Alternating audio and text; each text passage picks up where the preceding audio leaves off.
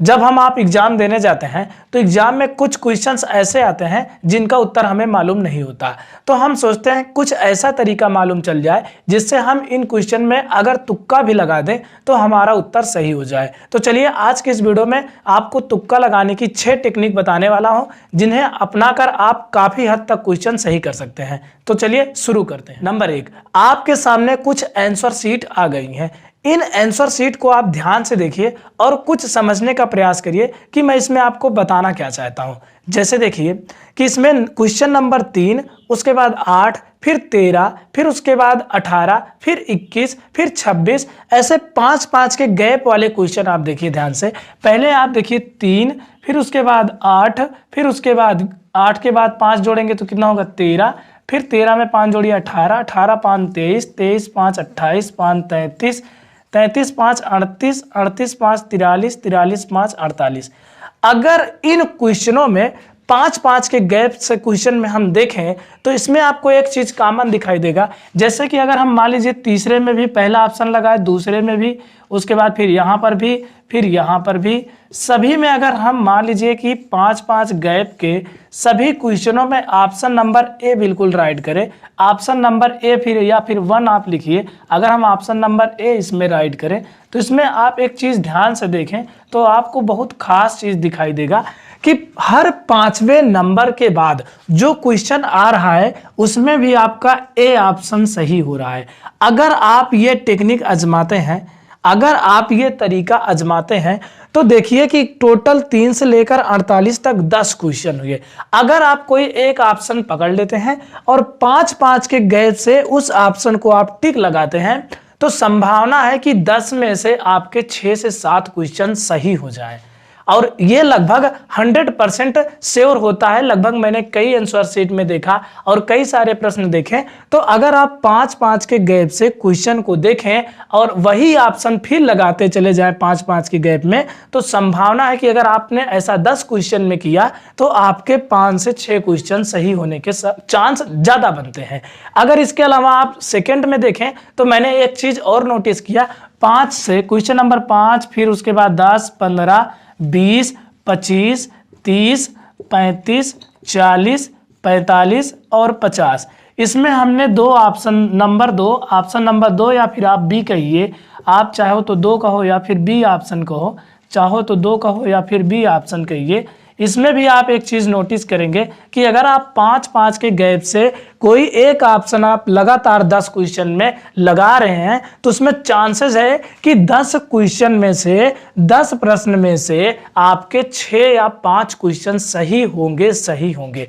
आप इसको देख सकते हैं कि अगर आप 5-5 के गैप से क्वेश्चन को लगा रहे हैं तो चांसेस है कि आपके 10 क्वेश्चन में से 6 क्वेश्चन या 5 क्वेश्चन सही होने के काफी ज्यादा चांस बन जाते हैं। तो ये पहला तरीका है कि अगर आपको कोई भी क्वेश्चन में डाउट है और उसमें अगर आपको कुछ भी नहीं पढ़े हैं, अगर आपको तुक्का ही लगाना है तो आप ऐसा काम करिए कि कोई एक ऑप्शन पकड़िए, उसे गैप से ऐसे लगाते चले जाइए, फिर कोई ऑप्शन पकड़िए 5-5 के गैप से ऐसे लगाते चले जाइए, तो 100% चांस है कि आपके क्वेश्चन 10 में से 6 या 5 या 4 क्वेश्चन तो सही जरूर होंगे। नियम नंबर 2 देखते हैं। नंबर 2, कभी कभी ऐसा होता है कि हम आप एग्जाम देते रहते हैं और कोई ऐसा क्वेश्चन आ जाता है जिसे हम पढ़े तो रहते हैं लेकिन उसका उत्तर हमें कंफर्म याद नहीं रहता है। तो हमारे दिमाग में कभी कभी आता है कि ए होगा या फिर बी होगा या फिर सी होगा या फिर डी, इनमें से कोई 2 ऑप्शन आपके दिमाग में नाचता रहता है कि ए होगा, सी लगाएं या ए लगाएं। तो इस टाइम आप क्या करें कि आप अपने माइंड को रीड करें, देखें कि आपके दिमाग में सबसे पहला ऑप्शन कौन आया, आपका दिमाग सबसे पहले किसको इंडिकेट किया। जो भी ऑप्शन आपका दिमाग सबसे पहले इंडिकेट करे उसी ऑप्शन को आप टिक लगा दीजिए, 100% आपका उत्तर सही हो जाएगा। ठीक है। नंबर 3, आप एक चीज ध्यान रखें कि कभी भी कोई आसान क्वेश्चन आए तो उसका उत्तर ऑप्शन नंबर ए बहुत कम चांसेज है कि ये हो जाए। ऑप्शन नंबर ए बहुत कम रेयर केस में होता है। ठीक है, तो आप इस बात को ध्यान रखेंगे कि आसान प्रश्न का उत्तर हमेशा बी या सी फिर डी, इनमें से कोई एक होता है, लेकिन ए बहुत कम चांसेस होते हैं। ठीक है। नंबर 4, अगर मान लीजिए आप कोई प्रश्न सॉल्व कर रहे हैं और आपको कंफ्यूजन हो जाए बी और सी में, अगर आपको इन दोनों में कंफ्यूजन हो जाए तो आप हमेशा पहले वाले को चुनेंगे।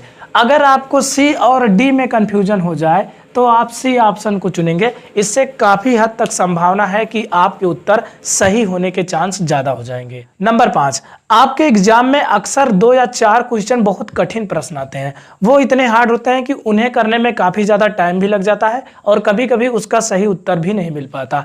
तो आप इस टाइम में क्या करेंगे, उसमें आप हमेशा ऑप्शन नंबर ए बिल्कुल राइट करेंगे, क्योंकि जो कठिन प्रश्न होता है ये देखा गया है काफ़ी ज़्यादा रिसर्च करने के बाद कि कठिन प्रश्नों में ऑप्शन नंबर ए अधिकतर चांसों में सही होता गया है। ठीक है, तो आप कठिन प्रश्न का ऑप्शन नंबर ए लगाना ज़्यादा ठीक समझें। अगर आपको आ रहा है तो आप पूरा उसे हल करिए, जो भी ऑप्शन है उसे लगाइए। लेकिन अगर आपको नहीं आ रहा है तो चांसेस है कि ऑप्शन नंबर ए ज़्यादातर राइट होता है। नंबर 6, कभी कभी आपके एग्जाम में जब ऐसे क्वेश्चन आए जिसका उत्तर 1, 0, 2, 3 के करीब हो तो उसमें आपका हमेशा उत्तर एक ही आता है। कोई डिजिट वाला पूछे, कोई गुणांक पूछे या फिर पूछे इकाई का अंक क्या होगा, तो इस तरह के क्वेश्चन में आपका ऑप्शन नंबर कोई भी हो, लेकिन अगर उसमें कहीं एक लिखा है उत्तर तो आपका वही अधिकतर सही हो जाता है।